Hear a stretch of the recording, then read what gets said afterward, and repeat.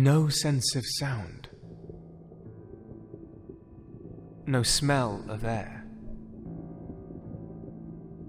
Breathless.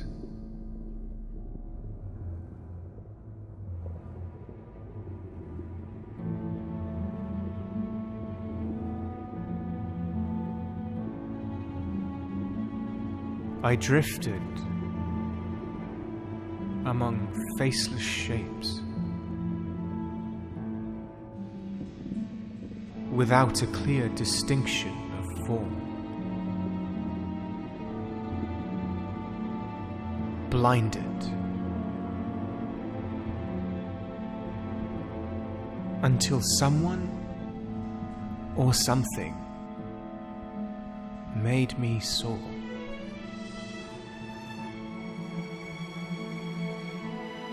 Higher and higher still I went.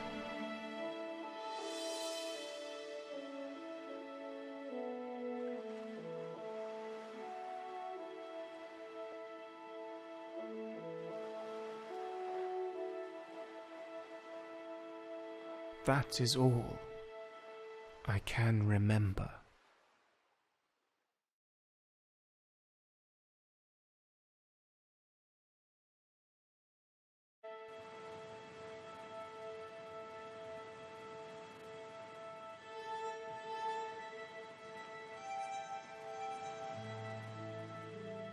I don't believe you. Now sit down.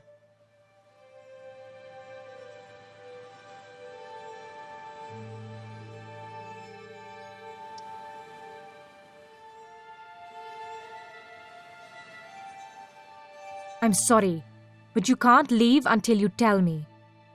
Where are you from? And what is it that you seek in the colonies?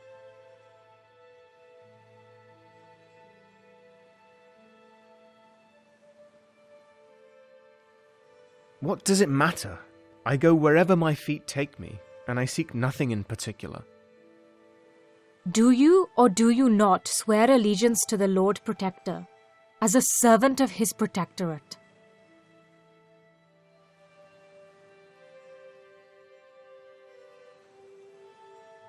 No, I don't consider myself a servant of anybody. But you are. The uniform already betrayed you.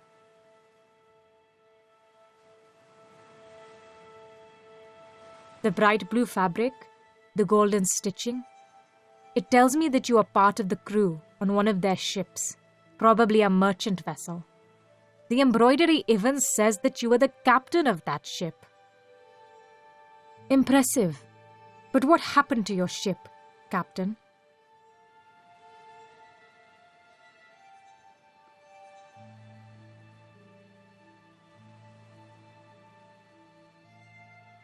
I'm sorry, I'm getting really tired. I'd like to take some rest. We can talk later. Are you trying to buy time? That's not going to work.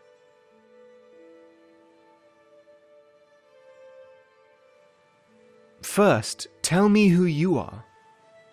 I am the Rani, and you can address me as such. Now, is this journal yours? Where did you get that? Who gave that to you? It says Devon Rensburg inside. Is that you? All right, I'm Devon Rensburg.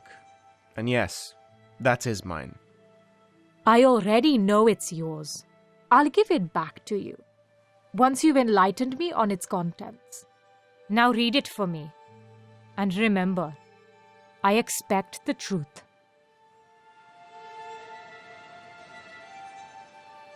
Again, where are you from?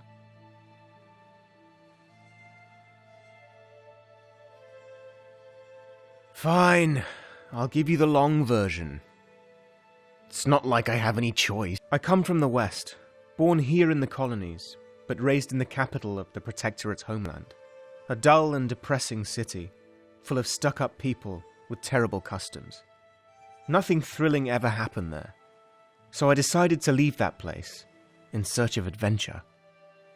I had heard about someone in the harbour recruiting men for a merchant ship sailing to the east. It was a standard trading mission along the Indigo route. I had never worked on a ship before, but enlisting in the merchant navy was the only way for me to acquire passage across the sea. So that's what I did. The recruiter, Aaron Ludlow was his name, took me in a rowing boat out of the harbour, and there she was, his lordship's vessel, Herald.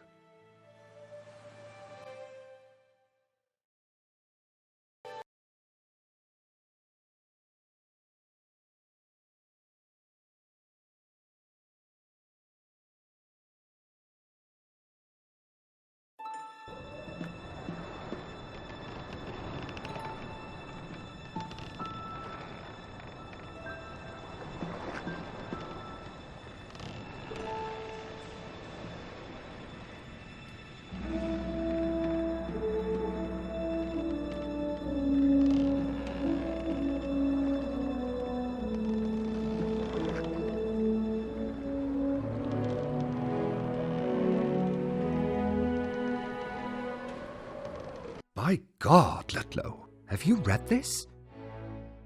No, sir, I haven't. Your people seem to be causing a lot of unrest in the colonies lately. My people, sir? Well, you know. I don't know, sir. The indigo farmers. They claim the trade does not benefit them enough. They accuse the Lord Protector of abuse of power and demand fairer wages. The local regent has yet to respond, but I fear he will cave into the pressure. Is that why we have the politician on board? Yes. Senator Morton is the regent's brother-in-law, and he's going to help him with the complex politics of this affair. He's also accompanying the regent's daughter safely back to the colonies. Remember to treat both of them with respect. Sir. Is there anything else you brought from shore? Well, apart from the new recruit, a letter, sir, addressed to Senator Morton. Well, what are you waiting for? Give it to me. But, sir, it's... My ship, my rules, Ludlow. You know this. Besides, I don't think Mr. Morton has anything to hide from me. He better not. May I remind you he is a protectorate official, sir. And so am I. You there. What do you think, boy? Should I open the letter or not?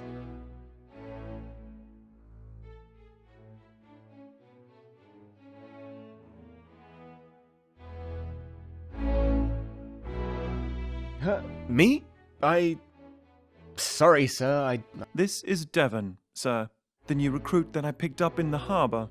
Says he wants to work as a sailor aboard the Herald.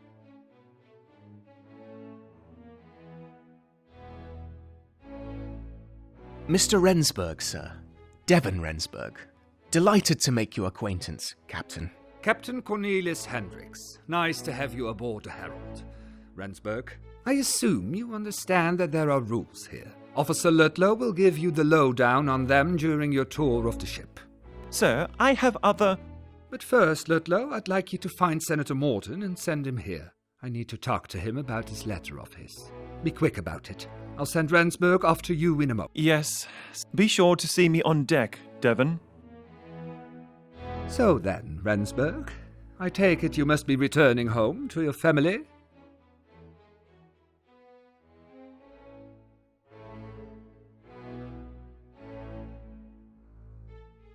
I'm done with my protectorate family, sir. They're only my foster parents anyway. I'm hoping to find my real family in my country of birth. I know my father is a protectorian, and my mother is originally from the colonies. It won't be easy to find them. That's why I'm writing everything that might help me with my search down in my journal. Yes. Yes, I see. Well, you should look at my globe then, Rensburg. As you see, the colonies are very big. You should write it in your journal. Well, off you go to your tour of the ship. Have a nice evening.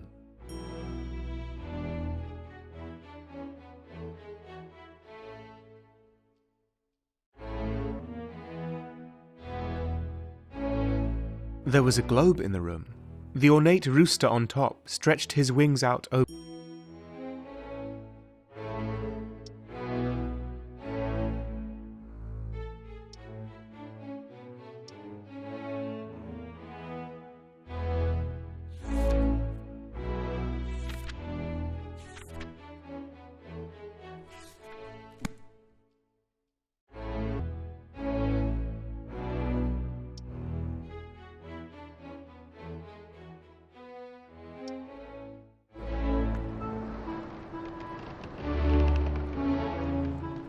Oh, well, I would assume he's reading your letter right now, Mr. Morton.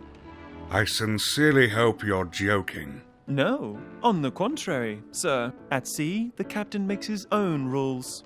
As far as I can tell, our captain is king on the Herald, sir. The crew his loyal subjects. Officer, there are several reasons why the people got rid of the king back in the day. This is precisely the sort of thing that led us to abolish the monarchy. I'm going to have a word with Captain Hendricks now. Please carry on.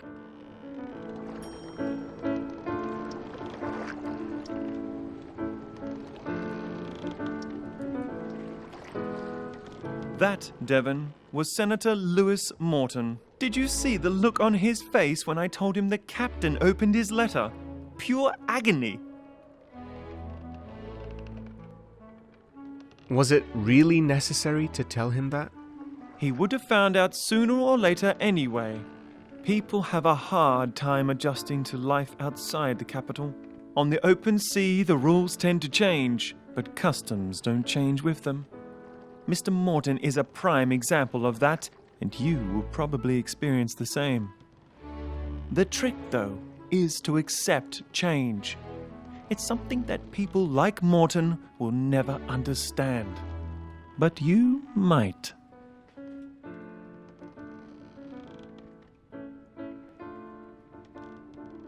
If there's anything I want, then it's change. To finally be able to do things differently for a while. I'm done with the old rules. There's a reason I picked you from the lot. I rarely choose anybody who is unfit for a life at sea.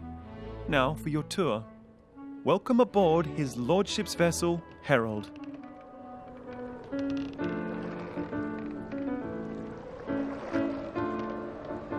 A Cromwellian-class Protectorate clipper launched in 1851. As one of the fastest sailing ships in the mercantile fleet, she can reach a top speed of 18 knots. During her short life, she has already set multiple records sailing to the colonies and back along the famous Indigo route.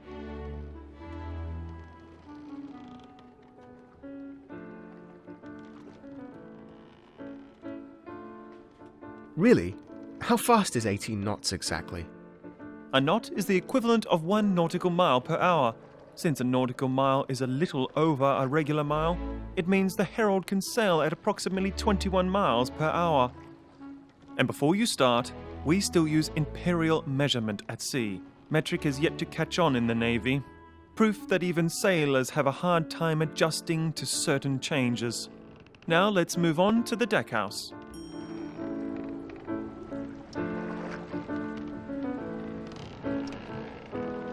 Looking through the grate,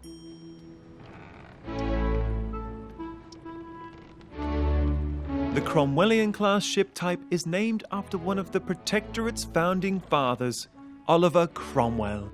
These ships are merchant clippers, built with trade in mind. Making money is their sole purpose.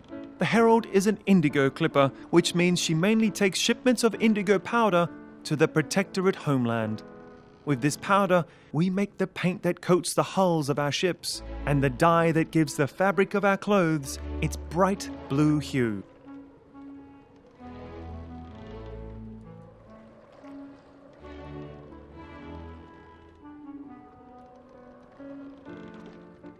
You've lived in the capital, Devon. Never noticed the rooftops of its buildings or the clothes of its people? Everything has been coloured blue there. The colour blue touches on much that the Protectorate holds, and indigo is made from a plant that produces the only known blue dye that withstands heavy wear. Until anybody finds a cheaper substitute, the indigo trade remains an invaluable part of our economy.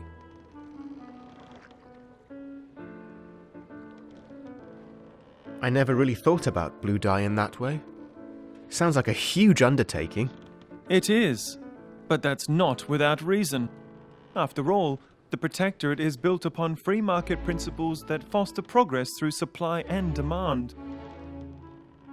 Its people get paid an equal share for the work they do, and with this money they are free to do with as they wish. I am not fond of life on shore, but even I can see that the system works. For most people at least. Now, onto the bow of the ship.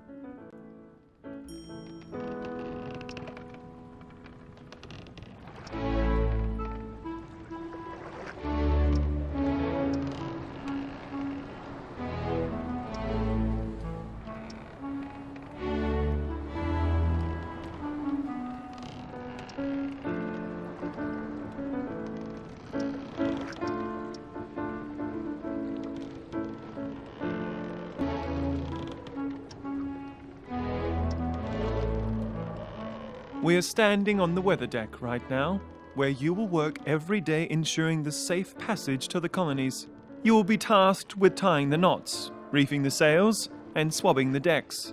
There will be no talking to first-class passengers, no idling around the ship at night, no begging, no fighting, no stealing, and most of all, don't get caught trespassing.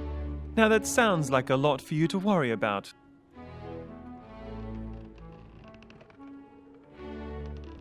I'll manage. That's what I thought. Don't worry, it'll get tedious soon enough. Keep in mind that the dining saloon in the deckhouse is only for first-class passengers and officers during this trip.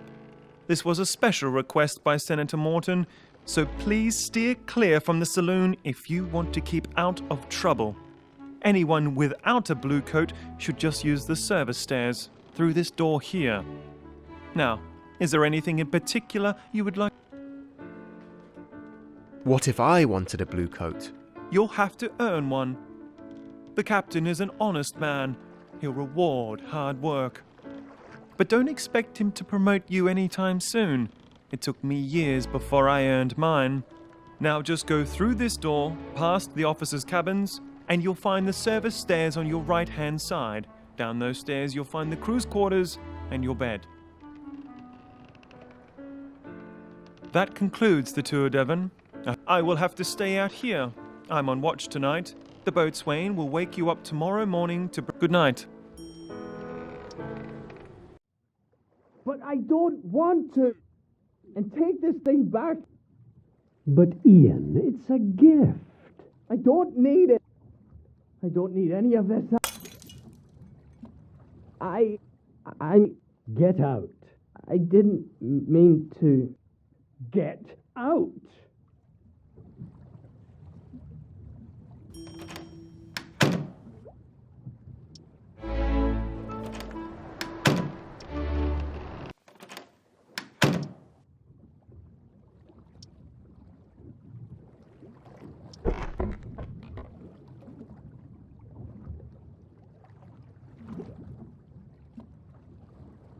I know you are out there, and even though Mother taught me to address you properly, I know your language is different from ours. Please, hear my prayer.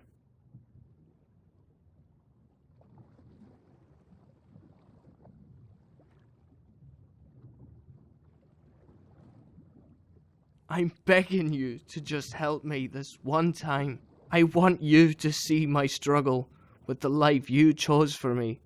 I feel trapped, and I see no way out. You are the only one I can turn to. Please, tell me what to do. Give me a sign.